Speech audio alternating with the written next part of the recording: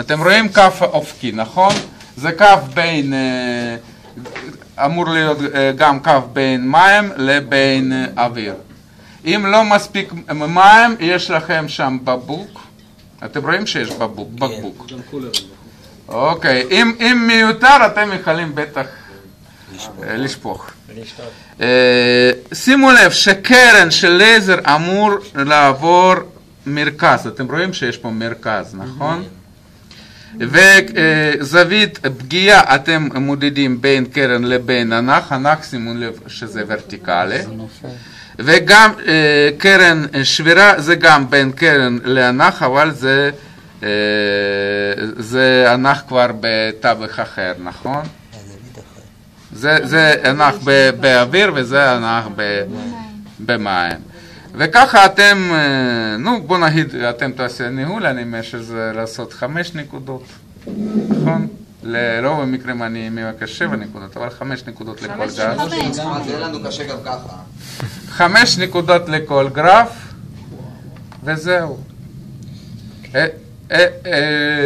5 גרפים, לקבל שחרור, לא 5, 5 נקודות לכל גרף, 2 גרפים, ונגמר הסיפור. אוקיי, בוא נראה, בוא נעשה נקודות.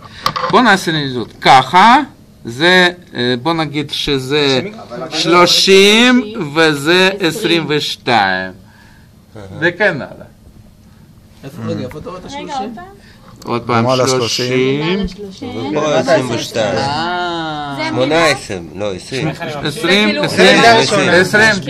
זה נקודה אחת למעלה ונקודה אחת למטה, כאילו, זה הכוונה? ואז עושים 5 פעמים כאלה, 2 גרפים, זהו? למה זה קורה? בגלל שהמים יותר צפופים מים יותר צפוף, אבל לא בצפיפות, במהירות שם יותר. רגע, ואז אני מזיז את במהירות. הלייזר קצת למטה בשביל לקבל זווית אחרת? לא שומע. המדידה הבאה זה להזיז את הלייזר למטה בשביל לקבל זווית אחרת?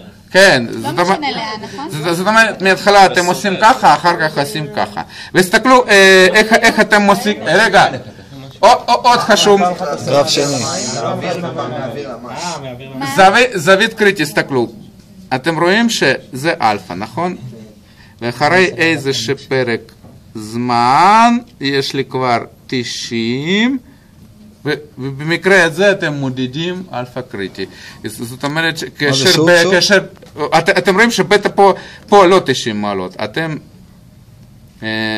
משנים האלפא כך שבטא יהיה קרוב ל-90 מעלות. וככה תפסינו בערך זה יהיה 45 מעלות, משהו כזה. נגיד פה זה 50, אני רואה כאילו. כן, ליד 50, ליד 45.